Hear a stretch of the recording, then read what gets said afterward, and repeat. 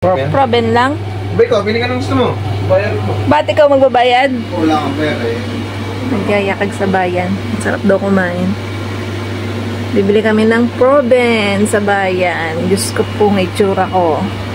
Noong oras na, alas 8 na. Ay nako, cravings na naman.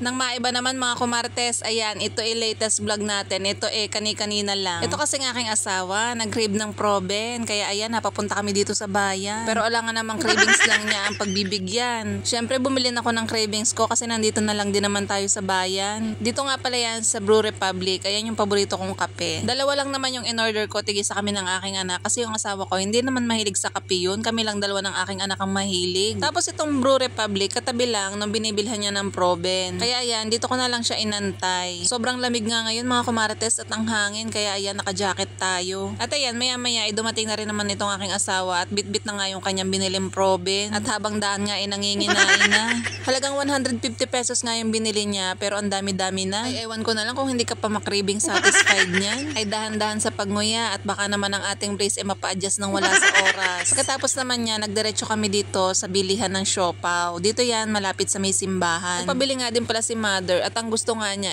asado lang. Bumili na nga rin ako ng ilang piraso para may almusal kami bukas. Dati nga ang mura lang nito, pero ngayon ang mahal na din, 23 na ang isa. Tikman natin mamaya kung ganun pa rin yung lasa. Ito lang naman yung dinayo namin sa bayan. Tapos hindi na rin naman kami nagtagal kasi umaambo na. Hirap talaga kapag cravings ang kalaban mo, talaga naman kahit gabi uuwi ka sa bayan. Ito na nga pala yung itsura sa plaza ngayon. Hindi pa rin nga tinatanggal yung mga ilaw dahil alam niyo na malapit na naman ang piyesta ng San Pablo. At dito nga sa mga dinadaanan namin, napakaraming ibon. Lagi na lang yan tuwing hapon. Maraming ibon dito sa may plaza. Hindi lang yan, doon din sa bayan meron yan. Kaya naku, kung dadaan kayo dito, magpayong kayo at baka kayo maiputan. Sabi ko nga sa akin, darling, umaambon na, pero hindi naman malakas. Nakarating na nga kami dito sa bahay at kinato ko na nga si mother dahil nga gawa nitong kanyang pabili. Dalawang asado lang naman yung pabili niya. Almusal daw niya bukas ng umaga. Pagkabigay ko nga kay Mudra nung kanyang siopaw, pumasok na nga ako dito sa loob na andito pala yung dalawa. Ayan, habang kumakain nga, nanonood nga kami nung ka-upload ko lang na vlog o kanina lang yan. Pinanonood ng aking asawa. Sabi ko kasi puro late upload na nga ako, kaya sabi ko mag-upload ako ng latest. Ang dami-dami ko pa talaga nakapending na vlogs mga kumarites, pasensya na. Bawi na lang siguro tayo kapag ka nagkaroon na ng connection. Dahil ultimo sa pag-e-edit, nahihirapan ako dahil napakatagal lumabas na mga sounds effect, lalo na yung mga stickers. Kaya minsan talaga tinatamad ako mag-edit. Dalawang flavor nga pala yung binili ko nitong Brew Republic. Isang matcha at isang macchiato. Sabi ko sa aking anak, pumili lang ng isa. Ay aba, ang gusto idalawa ang kanya. Sabi ko isa lang. Sabi ko akin yung macchiato kasi yun naman talaga yung ino-order ko, kanya yung matcha. Sabi ko nga sa kanya, abutan ako ng isang siopaw at akin titikman. Sabi ko nga lumiit na yung siopaw doon sa may simbahan. Naabutan ko pa talaga to, sobrang laki. Ngayon lumiit na at hindi na nga ganun kasarap ang lasa. Mas masarap na ngayon yung nasa 7-Eleven kahit medyo mahal. Inalo ko nga si Kuya Nash kung gusto niya ng siopaw kaso hindi naman pala siya kumakain. Kaya tinanong ko kung nakain ba siya ng proben. Ayun, kumakain naman siya. Kaya ayun na lang yung kinain niya. Nalulungkot nga yan dalawang yan kasi nga umalis na si Tita Chrislyn nila. Ang haba din kasi na naging bakasyon ng Tita Chrislyn nila dito sa bahay. Kaya yung mga bata napalapit na talaga sa kanilang tita. Ang sabi nga wag na nga daw umuwi. Sabi ko nga hindi naman pwede kasi si Tita Chrislyn nila may mga anak din naman. Namimiss na nung dalawa yung banding nila. Kaya ayun, naghahanap ng pagkakaabalahan kanina. Sabi nga namin 3 months lang naman ibabalik na ulit si Tita Chrislyn nila. Yun lang naman mga kumarites ang ating ganap for today's video. Pinaka-latest na yan ha. Siya hanggang dito na lang muna. Thank you for watching. Bye!